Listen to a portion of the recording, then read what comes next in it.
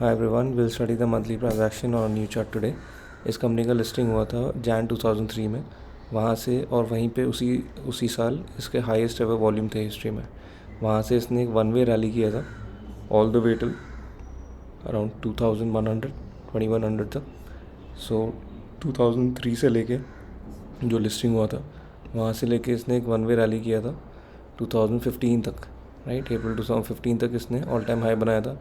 About 180 times return मिला था investors को। It was a very good rally, one way rally था।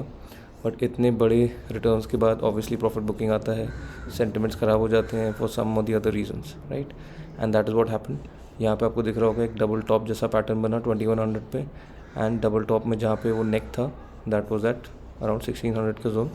वो नेक जब ब्रेक डाउन हुआ तो वहाँ से एक स्टीप करेक्शन आया।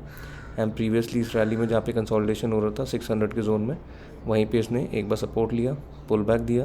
पुल बैक देने के बाद जब वो डबल टॉप बना के जब गिर रहा था तो इसने जब सपोर्ट लिया था दैट वाज एट 1270। उसी जोन में इस डबल बॉटम ने अपना नेक क्रिएट किया था, वहाँ से सेल ऑफ आया था। बट अगेन 600 के जोन को ब्रीच नहीं किया था। एंड क्लियरली आपको दिख रहा था यहाँ पे एक मंथली टाइम फ्रेम में एक डबल बॉटम का क्रिएशन हो गया था, करेक्ट। एंड फिर ब्रेकआउट हुआ एंड अभी एट द मोमेंट ये ऑल टाइम हाई पे वापस आ चुका है। जनरली ऑल टाइम हाई पे ट्रेडिंग करने का ज़्यादा फ़ायदा नहीं होता, पोजिशनल ट्रेड भी लेने का कोई फ़ायदा नहीं होता क्योंकि रिस्क रिवॉर्ड बहुत अनफेवरेबल हो जाता है। बेस्ट टाइम ये था जब डबल बॉटम बन के निकल रहा था, this was the best time. But ये जो ऑल टाइम हाई बना था 2100 का, ये 2015 में बना था, राइट। एंड अभी हम एंड ऑफ 2024 के पास है। सो ऑलमोस्ट 10 ईयर्स का ये downfall and consolidation and breakout है। तो जनरली इतने लंबा जब टाइम स्पैन निकल जाता है तो फिर भी you can keep it on your radar, क्योंकि अब यहाँ से ऑलरेडी 600 से आपको 250% का गेन ऑलरेडी दिख रहा है। लेकिन जब आप इसको प्रोजेक्ट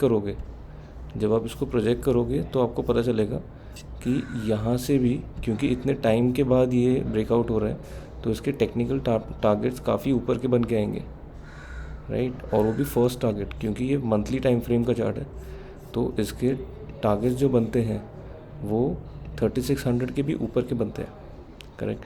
तो यहाँ पे जब ये ब्रेकआउट होगा उसके बाद जब इस जोन पे आके सपोर्ट इस्टेब्लिश करेगा that is a very good time.